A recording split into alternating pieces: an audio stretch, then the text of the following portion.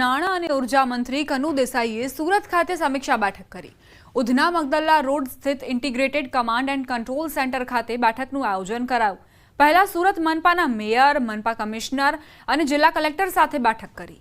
ત્યારબાદ સાંસદ, ધારાસભ્યો તેમજ શહેર સંગઠન પ્રમુખ સાથે બેઠક કરી।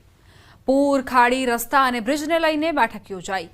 દર વર્ષે ચોમાસામાં ખાડીપૂરને લઈ અનેક વેપારીઓને કરોડોનું નુકસાન સહન કરવો પડી રહ્યું છે। ચોથા તબક્કામાં જિલ્લા વિકાસ અધિકારી તથા પોલીસ અધિક્ષક અને સુરત ગ્રામ્યના ધારાસભ્યો સાથે બેઠક કરશે।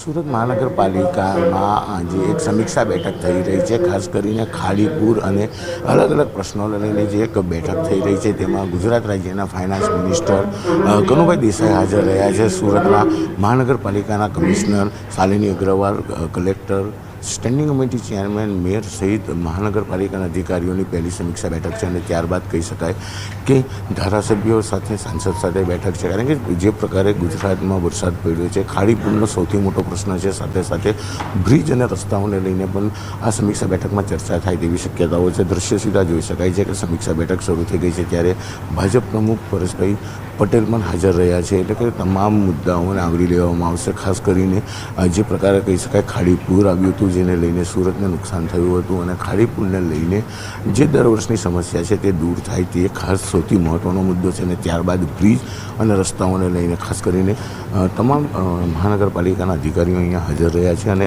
આ સમીક્ષા બેઠક તબક્કાવાર ચાલશે। સૌપ્રથમ અધિકારીઓ છે, ત્યારબાદ સાંસદ અને ધારાસભ્ય છે અને ત્યારબાદ કહી શકાય ગ્રામીણ વિસ્તારના અધિકારીઓ સાથે છે। એટલે કે 3 જેટલી બેઠક આજે સુરતના ICCC ખાતે રાખવામાં આવેલી છે અને ગુજરાત રાજ્ય સરકારના કનુભાઈ દેસાઈ ફાઇનાન્સ મિનિસ્ટર આ મિટિંગમાં હાજર રહી તેની આગેવાની લીધી છે।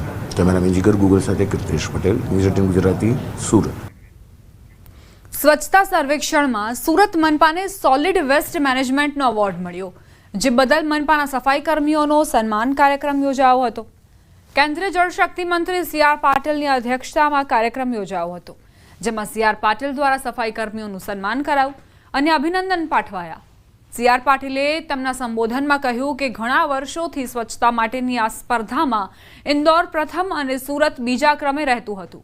પ્રધાનમંત્રીએ ગાંધીનગર ખાતે એક મીટિંગમાં ટકોર કરી અને ત્યારબાદ એક સાથે ઇન્દોર અને સુરત પ્રથમ ક્રમે આવી શક્યા, જે તમારા સાથ અને સહકારનું પરિણામ છે। રાજકોટ મહાનગરપાલિકાની બેધારી નીતિ જોવા મળી છે। અગ્નિકાંડ બાદ કોઈ અધિકારી કે પદાધિકારી જવાબદારી લેવા માંગતું નથી। રેસકોર્સ ગ્રાઉન્ડમાં તંત્રની જવાબદારી ન હોવાના બોર્ડ લગાવાયા। રાઇડમાં બેસતા ગ્રાહકોની સેફટી સિક્યોરિટીની જવાબદારી પોતાની રહેશે। વીકેન્ડમાં અહીં સૌથી વધુ બાળકોને લઈને આવે છે વાલીઓએ કહ્યું, ગ્રાઉન્ડ તમારું છે તો જવાબદારી કોની? હાલ લોકમેળાને લઈ તમામ રાઇડ્સને દૂર કરાઈ।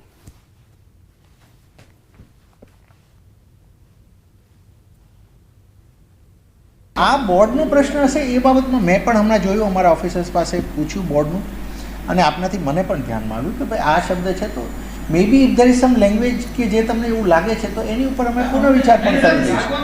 પણ શું કરવું પડે હું આપને કહું, 3 વસ્તુ મહત્ત્વની છે। એક તો જાહેર અમારી જમીનમાં આ પ્રકારનું કોઈ દબાણ ના થાય, નંબર 1। નંબર 2 કે એવી કોઈ પ્રવૃત્તિ ના થાય જેનાથી લોકોના કાલ સવારે કોઈ એક્સિડન્ટ થઈ શકે। અને નંબર 3, જ્યારે અમારી ટીમ ના હોય તો અમારે જે તે સમયે કોઈ લોકોને જાગૃત કરવા માટે અમારે કોઈકને કોઈક આવા બોર્ડ, કેમ કે ત્યાં વારંવાર એ પ્રવૃત્તિ થાય છે। સુરતમાં હવસખોર ટ્યુશનના શિક્ષકે વિદ્યાર્થીની સાથે કર્યા અડફલા। ગુજરાતમાં મહિલા સલામતીના દાવા તો બહુ થઈ રહ્યા છે, પરંતુ અહીં સુરતના ટ્યુશન ક્લાસીસમાં દીકરીઓ સલામત નથી। સુરતમાં ફરી એકવાર ગુરુ શિષ્યના સંબંધો શર્મસાર થયા છે। સુરતના લિંબાયતમાં એન્જોય ટ્યુશન ક્લાસીસના લંપટ શિક્ષકની અધમ કરતૂત સામે આવી છે। ટ્યુશન ક્લાસીસ ચલાવતા શિક્ષકે સગીર વિદ્યાર્થીની સાથે અડપલા કર્યા। 15 વર્ષીય વિદ્યાર્થીનીની છેડતી કરી હતી। વિદ્યાર્થીની સાથે અનેકવાર હવસખોરે અડપલા